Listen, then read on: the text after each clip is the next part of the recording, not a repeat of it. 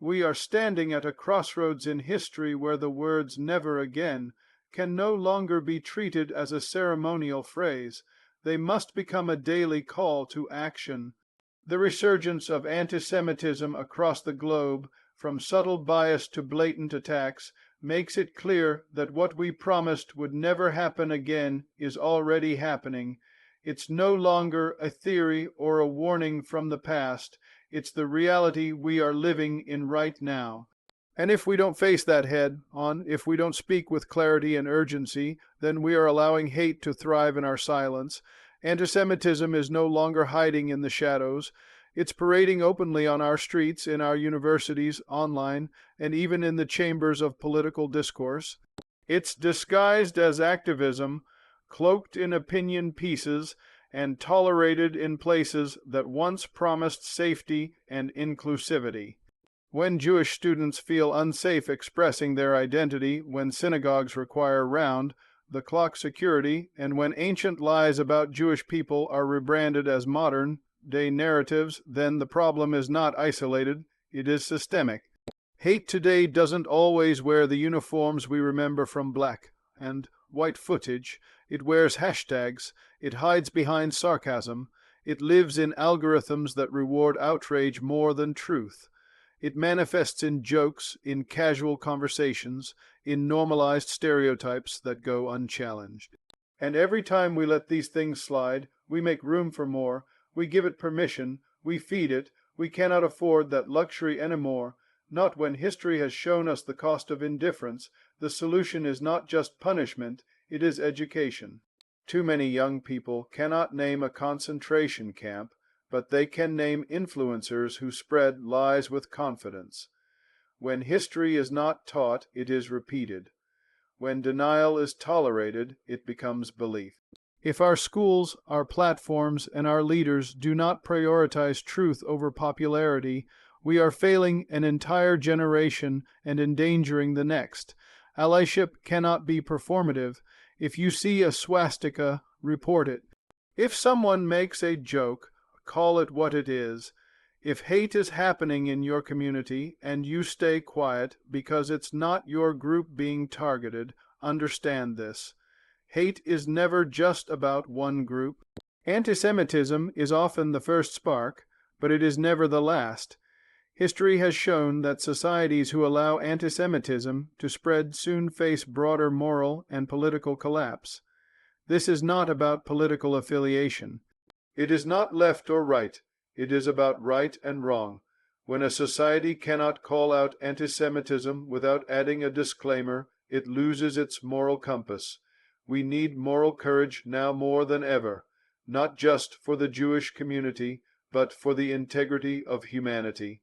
If you believe in justice, if you believe in truth, then you must believe that no community should live in fear for simply existing. We have seen this before, and we know how it ends, but this time we have the power to stop it. We have voices, we have platforms, and we have the benefit of hindsight. The question is, will we use them when the next generation asks us what we did when hate rose again? Make sure your answer reflects courage, not convenience. Because never again is not a slogan to be whispered at memorials. It's a promise to be shouted in the face of rising hate. And that promise must begin now. Hate doesn't need a swastika to be anti-Semitic. It doesn't always come with burning torches or slurs shouted in the streets. Today, antisemitism often appears more subtle, more coded, and more socially acceptable. It hides in conspiracy theories, in offhand comments, in the way people dismiss or diminish Jewish suffering. It hides in the selective outrage, when violence against Jews doesn't get the same outcry, when Jewish fears are labeled as exaggeration, and when standing with Jews becomes politically inconvenient. This new form of hate is no less dangerous simply because it comes dressed in different language. Anti-Semitism thrives when people don't call it by its name. It flourishes when universities ignore anti-Semitic incidents on campus. It grows when social media platforms allow hateful content to circulate unchecked. And it becomes even more insidious when institutions attempt to rationalize or justify it. Just because someone isn't wearing an armband or marching under a hateful flag doesn't mean their ideas aren't soaked in the same dangerous thinking. What we're seeing is a recycling of ancient hatred in a modern format, and too many are afraid to confront it. Language is a powerful tool. It can either build understanding or tear people down. When public figures, influencers, and leaders use coded language to invoke anti-Semitic tropes, they embolden others to do the same. They may not be telling people to hate Jews outright, but they are sowing the seeds of suspicion, of division, and of fear. These narratives don't exist in a vacuum. They create a climate where Jewish families feel unsafe in their homes, where students feel they must hide their identity, and where synagogues have to install bulletproof glass. Leadership requires the courage to stand for what is right, not just what is popular. In moments of rising hate, true leaders don't stay silent. They speak up even when it's uncomfortable. They push back even when it risks their popularity. Because silence sends a message too. It tells people that hate is acceptable, that the Jewish community doesn't matter enough to defend. Real leadership doesn't wait until the damage is done to take a stand. It acts decisively, early, and with principle. Education is not just about books, it's about building conscience. If our children are growing up unaware of the Holocaust, of the history of Jewish persecution, of the lies that have fueled centuries of violence, then we are preparing them to repeat history, not to prevent it. They need to understand what anti-Semitism looks like today, not just what it looked like in the past. They need to know that discrimination doesn't always scream, it sometimes whispers, and those whispers, left unchecked, turn into action. People often assume that if they're not actively participating in hate, they are innocent, but silence is not neutral. It is a form of consent. When you say nothing in the face of anti-Semitism, you allow it to spread. When you ignore a friend's joke, when you scroll past a hateful meme, when you hear a lie and don't correct it, you are helping that lie grow. Standing against hate means doing the uncomfortable things, speaking up, educating others, and refusing to let ignorance become the norm. We cannot afford to be passive in the face of history repeating itself. Anti-Semitism has always been a warning sign, a signal that society is unraveling. If we allow it to go unchallenged now, the consequences will reach far beyond the Jewish community. What starts with one group never ends there. This is a moment that demands clarity, courage, and conviction. Never again must not remain a phrase we only whisper after tragedies. It must be a rallying cry we live by every day, in every space, with every voice we have. Words matter. They are not just tools for communication, but the very foundation of how we shape reality. When people use anti-Semitic language, whether through stereotypes, slurs, or coded expressions, they are doing more than just expressing an opinion.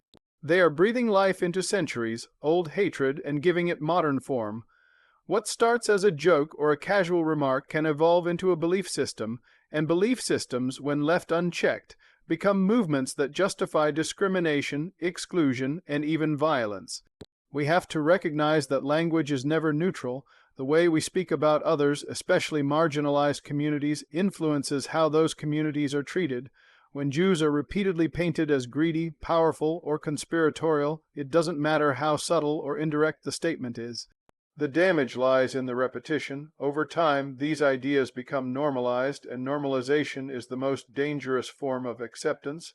It numbs people into believing that these ideas are not only valid but even common sense. Once these dangerous ideas take hold, they begin to shape public discourse. Politicians, commentators, and influencers start to repeat these themes, sometimes unknowingly, sometimes very deliberately. When they do so without accountability, they legitimize the prejudice, and once that legitimacy is achieved, it becomes incredibly difficult to challenge the narrative. People begin to distrust facts, to dismiss history, and to believe that anti-Semitic rhetoric is just another viewpoint, rather than a dangerous distortion of reality.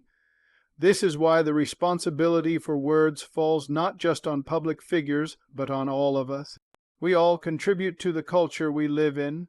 Whether we're talking to our children, teaching a class, posting online, or sharing a conversation with friends, our words matter. We set the tone for what is acceptable. If we don't stop the language of hate at its root, it grows stronger and more poisonous with each repetition.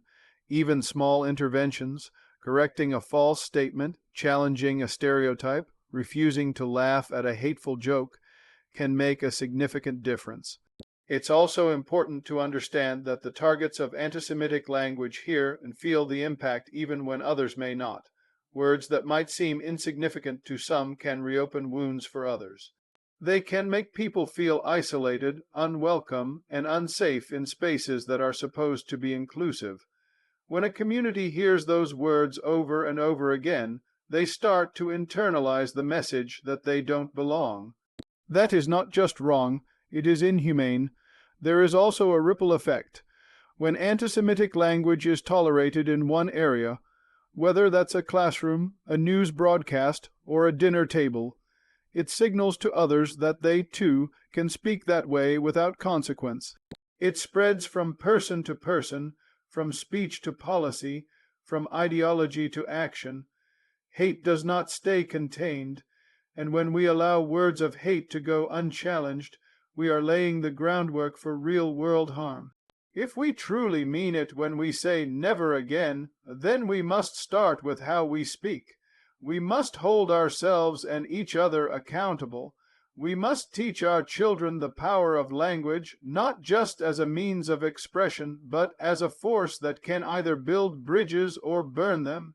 Our voices are our first defense against hatred, and we must use them not with hesitation, but with strength, clarity, and compassion, because what we say shapes what we believe, and what we believe shapes what we allow. Leadership must be brave, not popular. True leadership is not about saying what people want to hear. It's about saying what needs to be said, especially when it's difficult.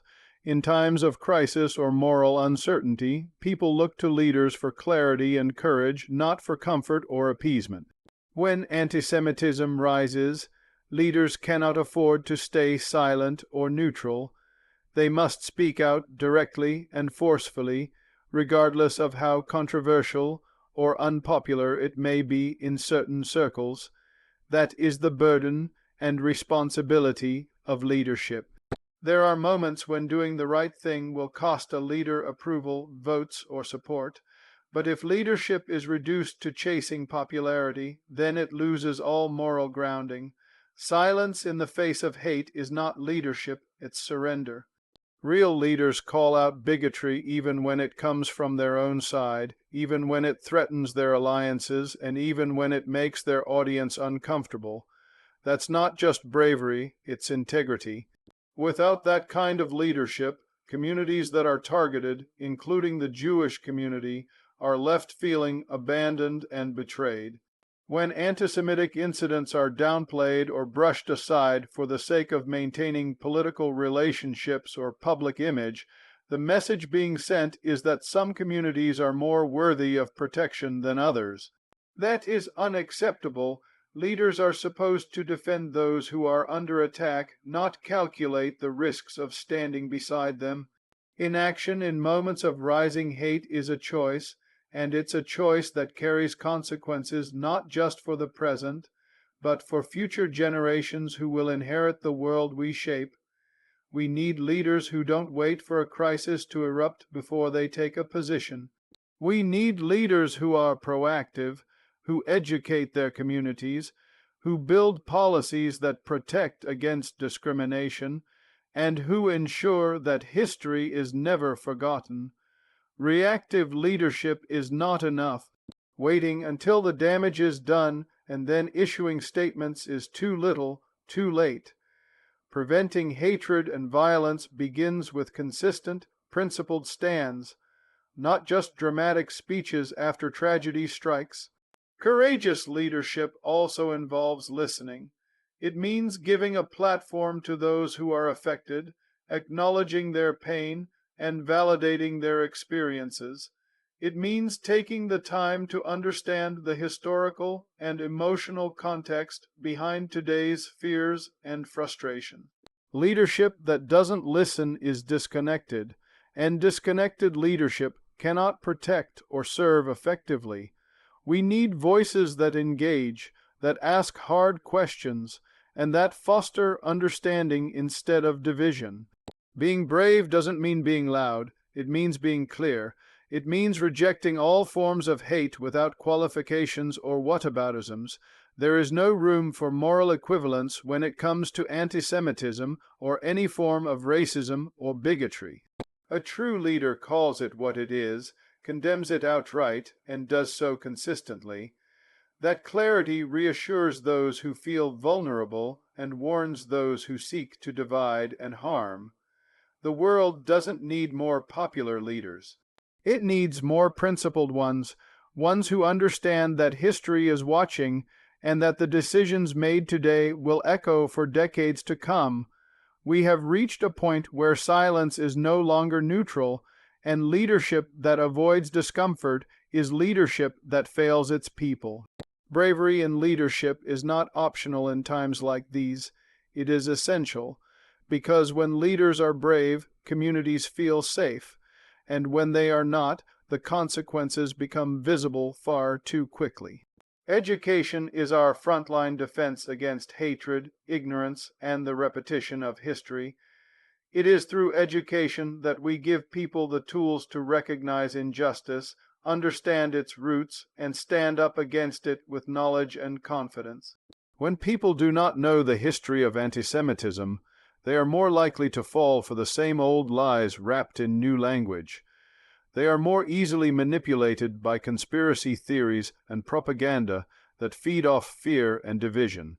Education is not just about knowing what happened, it's about understanding why it happened and how it can happen again.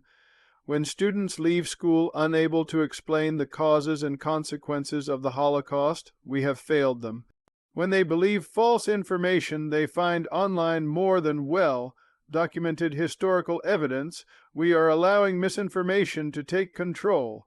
Education must be deep, honest, and inclusive. It must go beyond dates and names to address the human impact of hate and the real stories of those who lived through it. That means teaching about antisemitism not just during Holocaust Remembrance Week, but as an essential part of understanding human rights, history, and modern society. Learning about the horrors of the past helps people see the warning signs in the present. It creates empathy and critical thinking. It helps students and adults alike to understand that violence does not begin with violence. It begins with words, with isolation, with a slow erosion of truth and dignity. By showing how antisemitism grew and operated in the past, we can draw clear parallels to what is happening today and stop that pattern before it repeats. But education cannot be passive. It needs to be active, engaging, and connected to current realities. We must teach not only about the victims and the tragedies, but also about the resilience, the resistance, and the ongoing contributions of Jewish communities. This helps build a full and respectful understanding, which is necessary to break stereotypes and challenge prejudice. When people understand each other as human beings rather than caricatures or scapegoats, it becomes harder to dehumanize and hate. Parents, teachers, mentors, and leaders all have a role to play. What young people learn at home, in school, and online shapes how they view the world. If those messages are rooted in tolerance, truth, and justice, we build a society that can resist hate. But if those messages are filled with indifference, bias, or misinformation, we risk losing an entire generation to division and apathy. The responsibility to educate cannot be left to a handful of voices. It must be a collective effort. Technology has changed how we consume information, which means our approach to education must also evolve. We must counter digital hate with digital truth. We need campaigns, content, and platforms that make education accessible and compelling. Silence and inaction in the online world are just as harmful as they are in real life. If anti-Semitic lies are going viral, then facts and truth must spread even faster. That can only happen if we prioritize education at every level of our society. In the end, the goal of education is not just to inform, but to transform. It must inspire people to stand up, to intervene, and to choose humanity over hate. When people are equipped with knowledge, they are less likely to fall for lies and more likely to defend others. Education creates allies, not bystanders. And in a world where anti-Semitism is rising again, we don't need more silence. We need more people who understand, who care, and who act. That begins in the classroom, but it must continue in every corner of our lives. Anti-Semitism is the canary in the coal mine. It is an early warning sign that something is deeply wrong within a society. History has repeatedly shown that when anti-Semitism rises, it is often followed by broader social and political instability. Hatred directed at Jews is rarely isolated. It usually signals that intolerance, authoritarianism, and extremism are taking hold. When a society begins to accept or ignore anti-Semitic rhetoric, it is often on the verge of accepting hatred against other groups as well. This is why addressing anti-Semitism is not just about protecting the Jewish community. It is about protecting the health and morality of the entire society. If we fail to stop anti-Semitic narratives from spreading, we create space for all kinds of discrimination to flourish. Racism, xenophobia, homophobia, and other forms of bigotry often gain momentum in environments where anti-Semitism has already been normalized. Hatred, once unleashed, rarely stops at one target. It grows and spreads, fueled by fear, misinformation, and silence. Societies that have descended into violence and oppression rarely began with acts of mass brutality. They began with division, dehumanization, and the tolerance of casual hate. Anti-Semitism, when left unchecked, becomes a testing ground for how far society is willing to let hatred go. If people can be convinced to hate Jews based on false ideas and centuries-old myths, it becomes easier to convince them to hate others too. It weakens the moral fabric of the community and makes injustice more acceptable. The canary in the coal mine isn't just a metaphor. In real coal mines, the death of the canary meant toxic air, signaling that miners had to act quickly to survive. Similarly, when anti-Semitic incidents rise, whether through vandalism, threats, or rhetoric, it signals that the environment we live in is becoming toxic for everyone. Ignoring these signals out of discomfort or political convenience is dangerous. The consequences are not just theoretical. History provides us with countless examples of what happens when societies look the other way. Recognizing anti-Semitism as a societal warning system requires vigilance and courage. It requires people to pay attention even when the issue doesn't directly affect them. It demands that we call out anti-Semitic statements and actions not only when they are extreme, but also when they are subtle and insidious. We must resist the temptation to treat these incidents as isolated or insignificant. They are part of a broader pattern, and that pattern leads to danger if not stopped in time. Part of the challenge lies in helping others see this connection. People often view anti-Semitism as a niche concern, something for only the Jewish community to worry about. But that mindset allows hatred to thrive. The truth is that every act of anti-Semitism chips away at the values of equality, freedom, and justice. If a society cannot protect one group, it will eventually fail to protect any group. Standing against anti-Semitism is a stand for the kind of world we all want to live in. One where dignity and human rights are upheld for everyone. When we ignore the canary, we risk being overwhelmed by the poison in the air. But when we respond to that early warning with urgency and resolve, we protect more than one group. We safeguard the soul of our society. Addressing antisemitism is not just an act of justice. It is an act of preservation. It is a sign that we recognize the danger and refuse to allow it to take root again. That vigilance must be constant, because the cost of ignoring it is always too high. Allyship is not passive. It is not a label someone claims through silence or sympathy. Being an ally means taking action, especially when it is inconvenient or uncomfortable. In the face of antisemitism, being an ally requires more than just privately believing it is wrong.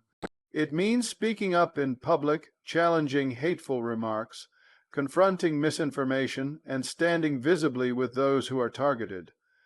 Real allyship involves risk, effort, and the willingness to lose approval or convenience in the name of doing what is right. Far too often, people assume that their silence keeps them neutral, but in the presence of hate, silence is never neutral, it is consent. When anti-Semitic comments go unchallenged in conversations, when jokes are tolerated for the sake of avoiding tension, and when falsehoods are spread without correction, that silence becomes complicity. Every time someone chooses not to speak, they create space for hate to grow. Every missed opportunity to educate or intervene reinforces the idea that antisemitism is acceptable or unimportant. Allyship also means being proactive, not reactive. Waiting until a tragedy occurs before expressing solidarity is not enough. True allies are present before, during, and after moments of crisis. They use their voices when others are being silenced. They offer protection when others feel unsafe. They challenge systems, institutions, and behaviors that allow antisemitism to thrive. They make it clear that Jewish safety is not a favor being granted, but a non-negotiable right being defended. Listening is also a central part of allyship. Allies do not assume they know what others need. They ask, they learn, and they remain open. They do not center themselves in the conversation, but use their position and privilege to amplify the voices of those affected. When Jews express fear, concern, or pain, allies take it seriously. They do not downplay it, dismiss it, or compare it to other struggles in a way that erases its uniqueness. Instead, they acknowledge the reality and offer support rooted in respect. Being an ally means being consistent. You do not get to pick and choose when to show up. Allyship does not end when the cameras turn off or the news cycle shifts. It requires an ongoing commitment to justice and equality. It is about what you say in private conversations, how you vote, what you support, and what you stand against. It means challenging antisemitism not just when it is easy, but especially when it is unpopular, subtle, or embedded within spaces you are part of. True allyship is active in both words and deeds. It can look like standing next to a Jewish friend during a protest, reporting anti-Semitic content online, pushing for better education in schools, or confronting bias in your workplace. It can also look like stepping back to listen, reflect, and grow. What matters most is the commitment to be part of the solution and the refusal to let hate go unchecked. That kind of allyship can change lives and communities. In a world where antisemitism continues to resurface in new and dangerous forms, passive concern is not enough. What we need are people willing to stand up, speak out, and walk alongside those who are targeted, not just when it's trending or convenient, but at all times.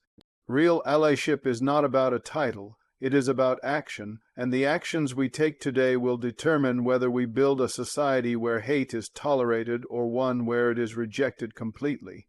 We need moral courage, not moral equivalence. In moments of rising hate, people often attempt to appear balanced by refusing to take a firm stance. They draw false parallels, suggesting that every act of discrimination has an equal counterpart, as though hate is always evenly distributed. But antisemitism, like all forms of hate, must be addressed with specificity and clarity. When Jewish people are being targeted, there is no virtue in diluting the conversation with distractions or unrelated comparisons. Courage means naming the problem without hesitation or deflection. There is a tendency in today's discourse to avoid accountability by shifting blame or broadening the topic beyond recognition. When antisemitism is raised, some immediately respond with, "What about others who are suffering?" That kind of response does not build solidarity. It shuts down meaningful dialogue. It suggests that unless all injustices are addressed simultaneously, none deserve attention. But addressing antisemitism is not a denial of other struggles. It is a necessary act of justice for a community that has endured centuries of hate. Moral courage means acknowledging that not all issues are equal in every moment. It requires the ability to see a problem, name it clearly, and take a stand, even if doing so draws criticism or makes others uncomfortable. It means being willing to say, "This is wrong," without attaching a disclaimer, a footnote, or a political angle. There are times when the simplest truth is the most important, and failing to state it clearly can have real consequences. Vague statements and passive language only serve to embolden those who spread hate. To show moral courage, people must be willing to stand alone if necessary. It is easy to go along with the crowd or stay silent when the truth is unpopular. It is far more difficult to risk friendships, status, or comfort in order to stand up for what is right. But history remembers those who did not follow the crowd. It remembers those who dared to speak when others stayed silent. Courage is not the absence of fear. It is the decision to act in spite of it. There is also a cost to moral equivalence that is often overlooked. When leaders, institutions, or individuals respond to antisemitism with tepid generalities or vague condemnations of all hate, they send a message that Jewish lives do not merit focused attention. They imply that the suffering of the Jewish community is less urgent or less real. That message is not just disheartening, it is dangerous. It contributes to the sense of isolation that many Jewish people feel when they are targeted and ignored. Courageous leadership and allyship demand precision. When antisemitism occurs, it must be addressed directly as antisemitism. When Jewish people are harmed, it must be acknowledged clearly and forcefully. Only then can trust be built. Only then can communities believe that their safety and dignity matter. Anything less than that is not courage. It is avoidance, and avoidance allows hatred to grow in the shadows. In times like these, the world does not need more neutral voices. It needs people who are willing to speak with moral clarity and who refuse to let false equivalences dilute real injustice. We do not need to compare oppressions in order to validate them. We simply need to stand firmly against each one as it appears, wherever it appears. That is the essence of moral courage, and without it, we risk losing the ability to distinguish right from wrong altogether. We've seen this movie before. The rise of antisemitism is not a new story. It is a cycle that has played out across centuries and continents, always following a similar script. First comes the subtle shift in language, the quiet acceptance of stereotypes, and the gradual normalization of dangerous myths. Then comes the political rhetoric, the social exclusion, and the acts of violence that escalate until they become part of everyday reality.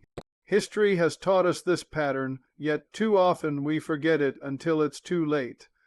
There are warning signs that appear long before hate becomes widespread. It starts when people stop challenging lies, when neighbors begin to see each other as enemies, and when institutions fail to protect the vulnerable. These moments may seem small in isolation, but together they create an atmosphere where hatred can thrive. The past has shown us that once society turns its back on truth and empathy, it becomes fertile ground for extremism, division, and cruelty.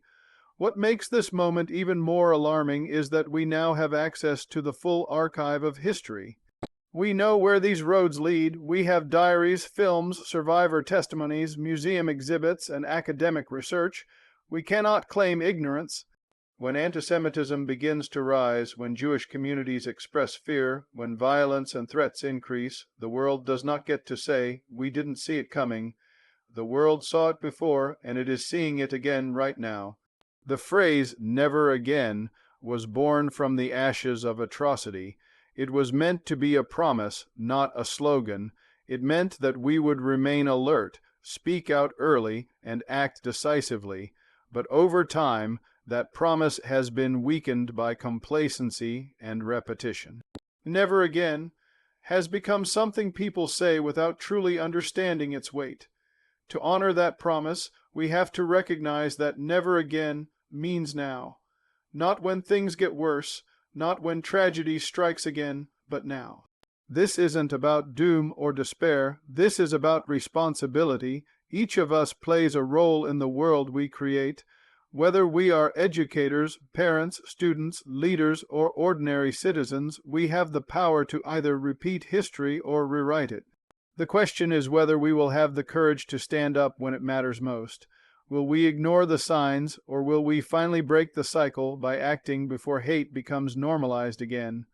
There is still time to change course. History is not doomed to repeat itself if we are willing to learn from it. That means confronting uncomfortable truths, challenging prejudice wherever it appears, and refusing to let the past be forgotten. It means protecting those who are being targeted, even if their pain is not our own.